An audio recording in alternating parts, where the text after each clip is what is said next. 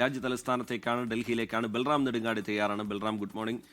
വളരെ പ്രധാനപ്പെട്ട വാർത്തകൾ ഇന്ന് രാജ്യതലസ്ഥാനത്ത് നിന്ന് നമ്മൾ പ്രതീക്ഷിക്കുന്നുണ്ട്. സുപ്രീം കോടതി പ്രധാനപ്പെട്ട ഒരു വാർത്താ കേന്ദ്രമായി മാറും. ഡിജിറ്റൽ തട്ടിപ്പുമായി ബന്ധപ്പെട്ട് സ്വമേധയാ എടുത്ത കേസിൽ സുപ്രീം കോടതി ഉത്തരവ് പറയാൻ പോകുന്നു. നേരത്തെ തന്നെ ഈ വിഷയത്തിൽ കടുത്ത നിലപാട് കോടതി സ്വീകരിച്ചിട്ടുള്ളതാണ്. ഇതുൾപ്പെടെ എന്തൊക്കെ വാർത്തകൾ ഡൽഹിയിൽ നിന്ന് പ്രതീക്ഷിക്കണം ബൽറാം?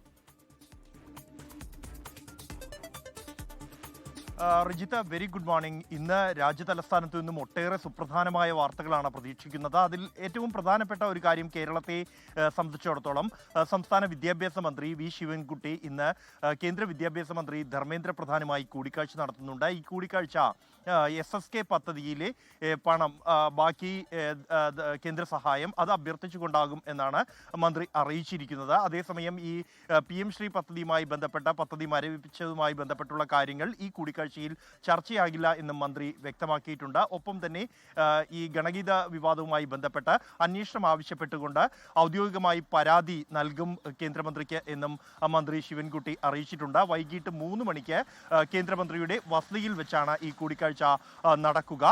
അതേസമയം റിജിത്ത് സൂചിപ്പിച്ച പോലെ തന്നെ സുപ്രീം കോടതിയിൽ നിന്നും പ്രധാനപ്പെട്ട ഒട്ടേറെ വാർത്തകൾ ഇന്ന് വരുമെന്നാണ് പ്രതീക്ഷിക്കുന്നത്. അതിലൊന്ന് ഡിജിറ്റൽ അറസ്റ്റുമായി ബന്ധപ്പെട്ടാണ്. രാജ്യവ്യാപകമായി തന്നെ വലിയ തോതിൽ ചർച്ച ചെയ്യപ്പെട്ട ഒട്ടേറെ പേരുടെ പണം നഷ്ടപ്പെട്ട ഒരു സംഭവമാണ് ഡിജിറ്റൽ അറസ്റ്റുകൾ.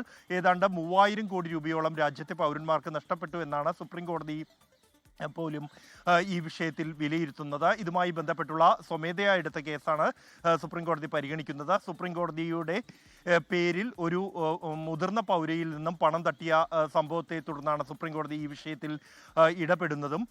കർക്കശമായ നടപടി ഇത്തരം തട്ടിപ്പുകൾക്കെതിരെ ഉണ്ടാകുമെന്ന് സുപ്രീം കോടതി വ്യക്തമാക്കിയിട്ടുണ്ട്.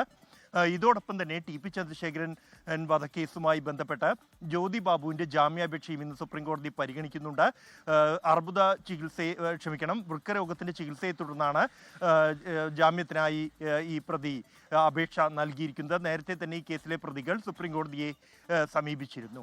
റിജിത്ത്. ശരി, ബൽറാം നെടുങ്ങാടി ഡൽഹിയിൽ നിന്ന് വിശദാംശങ്ങൾ പങ്കുവെക്കുകയായിരുന്നു.